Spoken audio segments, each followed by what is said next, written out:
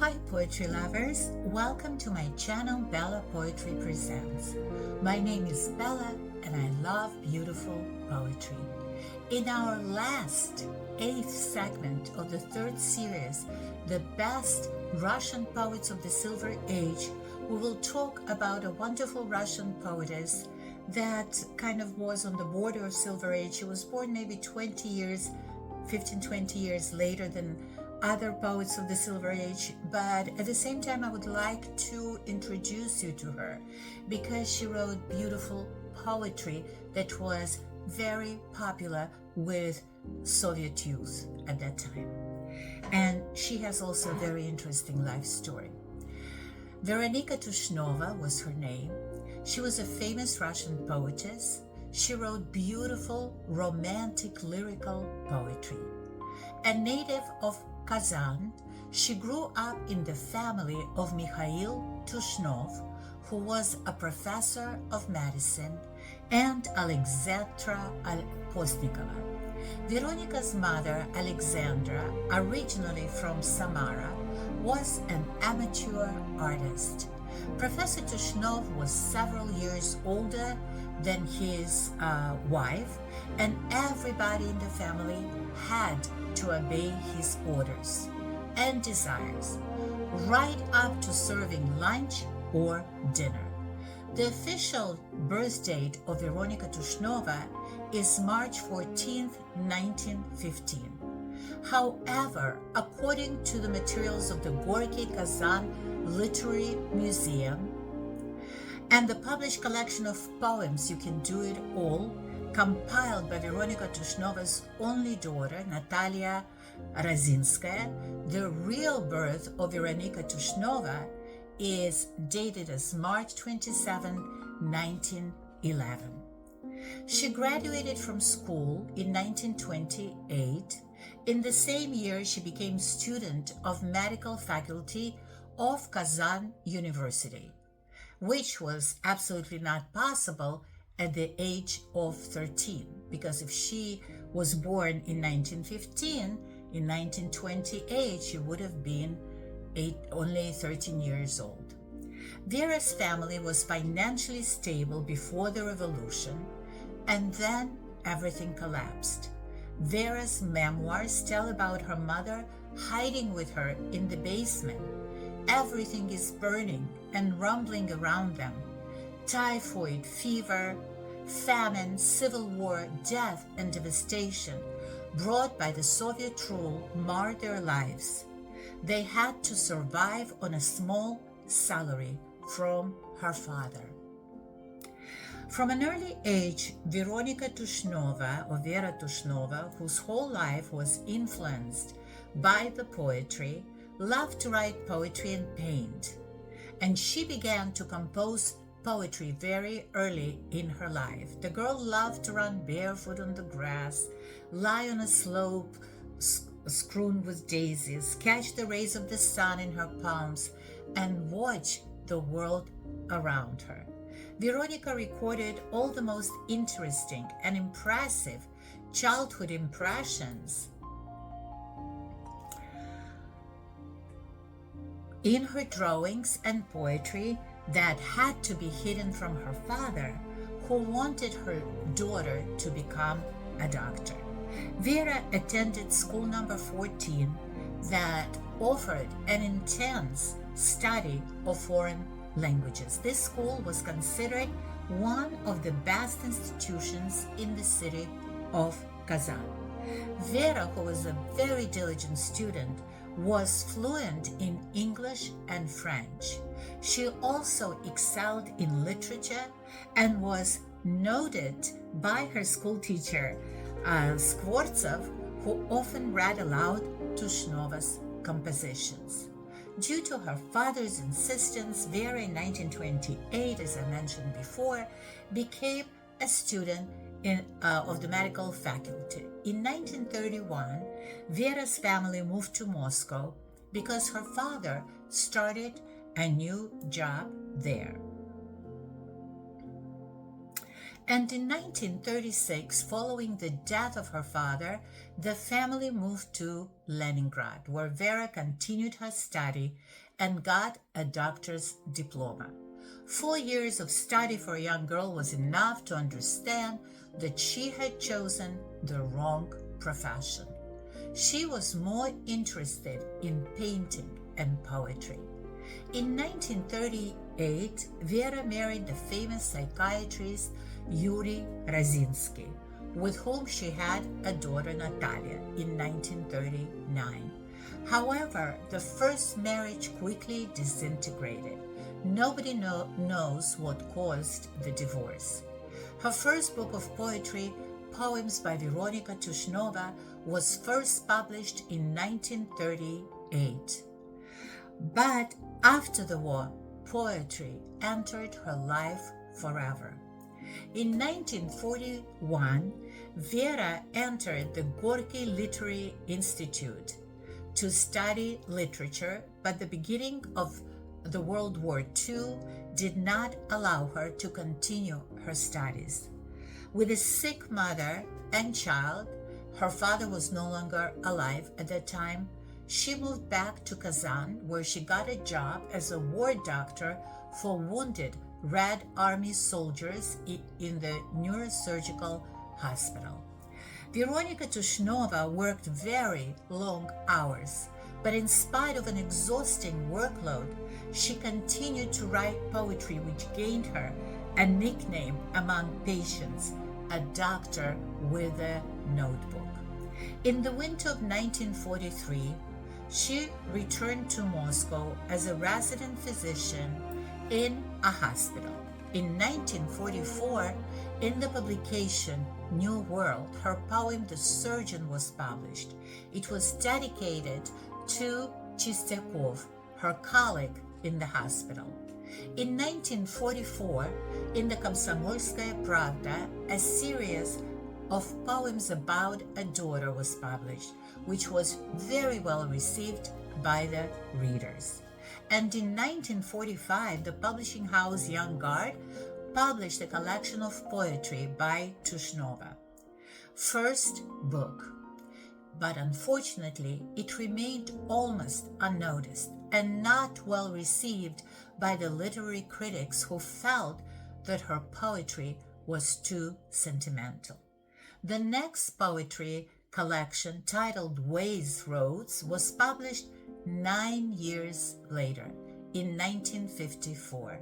The poetess simply didn't dare to publish her poetry, fearing more ridicule from the critics.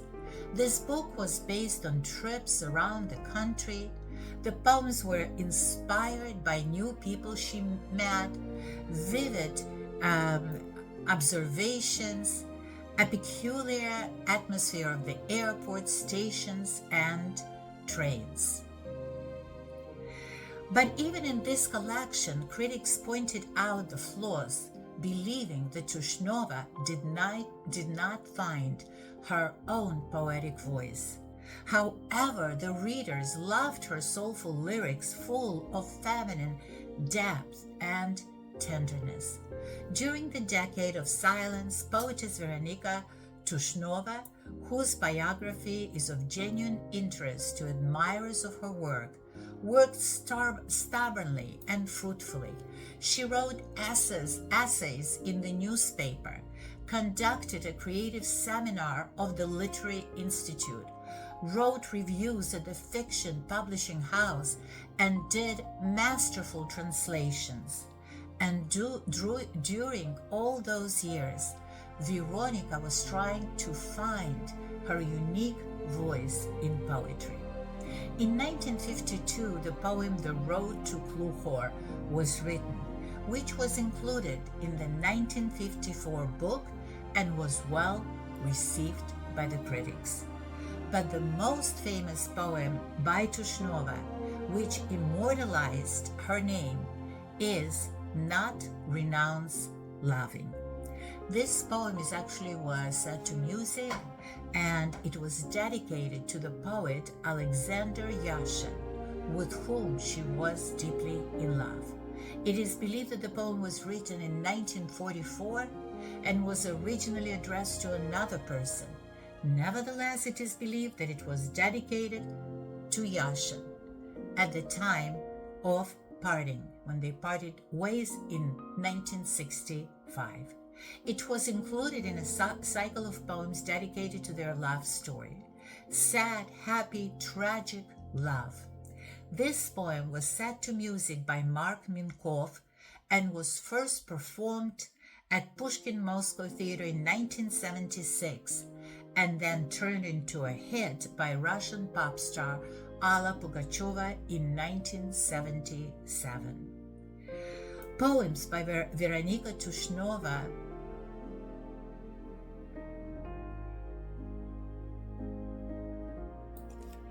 pierce the heart of each reader. Finally, the poetess gained the recognition she so aspired to.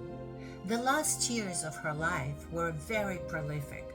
She authored 3 books of poetry: Second Wind, Memory of the Heart, and the 100 Hours of Happiness, the diary of her last love, written by the poetess during a deadly disease that she suffered.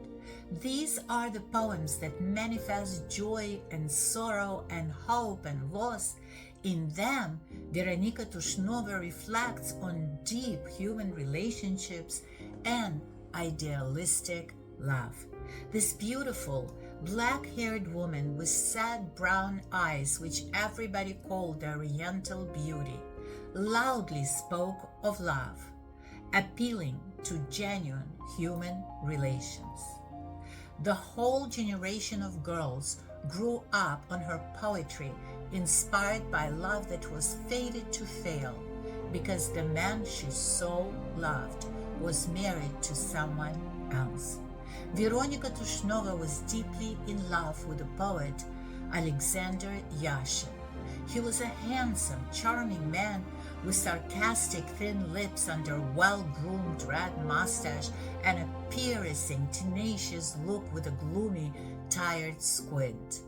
Her second marriage with physicist Yuri Timofeyev also failed. She lived with her second husband for 10 years, but she only devoted her passionate poetry to Yashin, the only man that she ever truly loved. Alexander Yashin made an indelible impression on everyone, wherever he appeared. He was a handsome, strong man, as I said. He had a demeanor of an eagle with a soul of dove, with a daring smile, with a childish smile, as Tushnova wrote about him. By the time he became close to Veronica, he was going through difficult times. Real persecution that befell him after the publication of the story Lovers, in which he told the truth about the Russian village and Russian peasants. Veronica, one of you, supported him, warmed him up, and revived his cloudy soul, as she called it, with her love. It was mutual love, but hidden from prying eyes. Yashin was a husband and a father. He raised 7 children from different marriages, and the poet's family was jokingly called the Yashin's Collective Farm.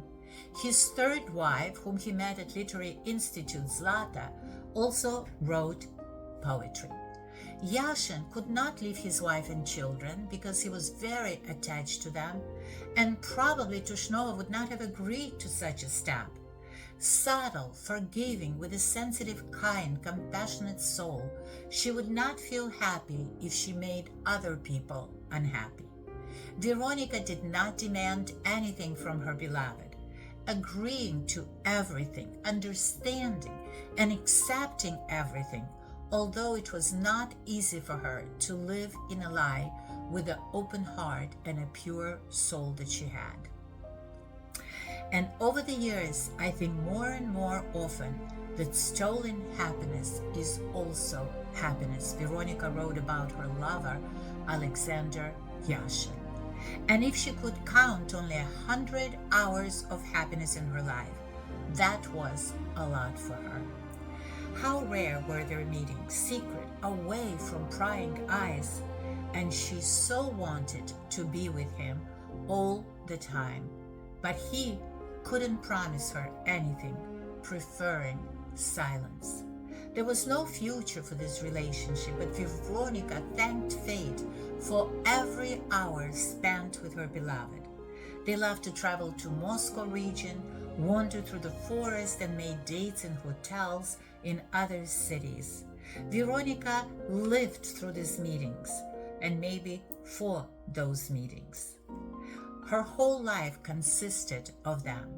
When the lovers reunited in Moscow by train, Veronica, at Yashin's request, got off several stops earlier so that they would not be seen together. But in spite of all the precautions they took, it was not possible to keep the relationship a secret. How could such passion be hidden? Of course, rumors and gossip immediately started to spread. Friends condemned the lovers, and drama was brewing in Alexander's family. Their love was doomed. Alexander made a difficult decision for himself to break up with Veronica. Perhaps it was from unbearable grief, melancholy, and anxiety that she fell ill with a fatal disease. In spring 1965, Veronica Tushnova was diagnosed with cancer and ended up in the hospital. The unsolvable cannot be resolved. The incurable cannot be healed, she said in one of her poems. And judging by her poems, Veronica Tushnova could only be healed of her love by her own death. When Veronica was in the hospital in the oncology department, Alexander Yashin visited her. Mark Sobel, who had been friends with Veronica for many years, became an unwitting witness to one of those visits. When I came to her ward, he wrote, I tried to cheer her up. She was indignant. No, they gave her evil antibiotics that tightened her lips. It hurt her to smile. She looked extremely bad, unrecognizable. And then he came. Veronica ordered us to turn to the wall while she got dressed. Soon she called quietly, boys. I turned around and freaked out. There was a beauty in front of us. I will not be afraid of this word, for it is said precisely, smiling with glowing cheeks, a young beauty who has never known any ailments. And then I felt with special force that everything written by her was true, absolute and irrefutable truth. Perhaps this is what is called poetry. In the last days before her death, she forbade Alexander Yashin to be allowed into her ward.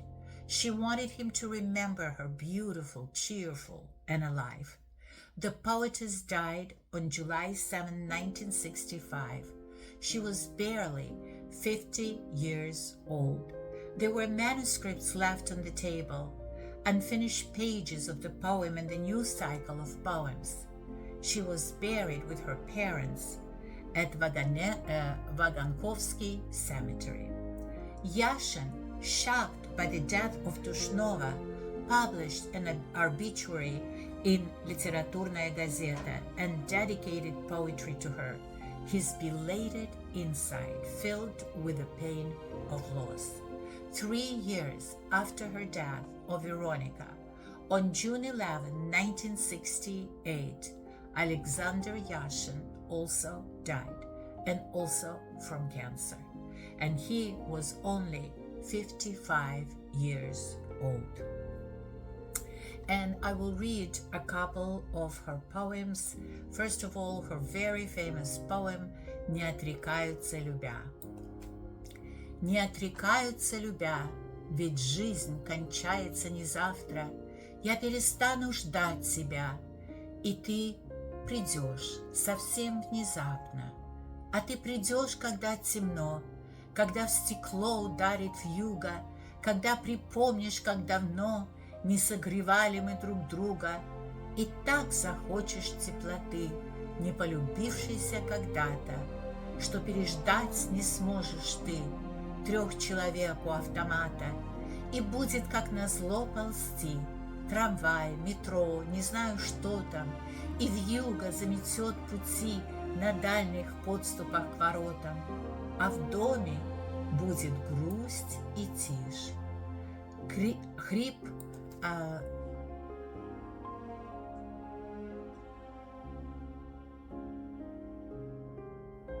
счетника и шорох книжки, когда ты в двери постучишь, взбежав наверх без передышки.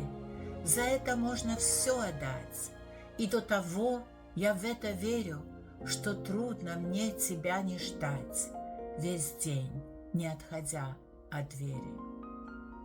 And the second poem, I'll read you the translation of this poem in English. It's called You Don't Renounce the One You Love. You don't renounce the one you love. You know life doesn't end tomorrow. When I will stop expecting you, then you will come all of a sudden. Yes, you will come when it gets dark, when angry winds are pushing harder, when you remember how long since we have held and warmed each other. You will so badly crave the warmth from her, the same you once rejected, that you will hate to be the fourth in line of people to a single phone booth. As luck would have it, it will crawl. A tram, a bus, whatever is there, and covered by the snowfall, all paths are blocked in winter city. My house will be sad and scarce, with creaky sounds in the hallway, when you will quickly climb the stairs and ring the bell outside my doorway. One can give everything for this, so passionately I believe it, that faithfully I track the doors all day, expecting your appearance.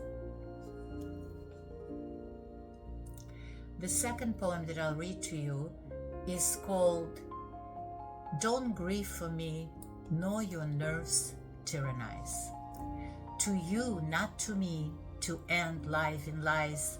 None will ever command me silent to be, to smile when my soul is in agony.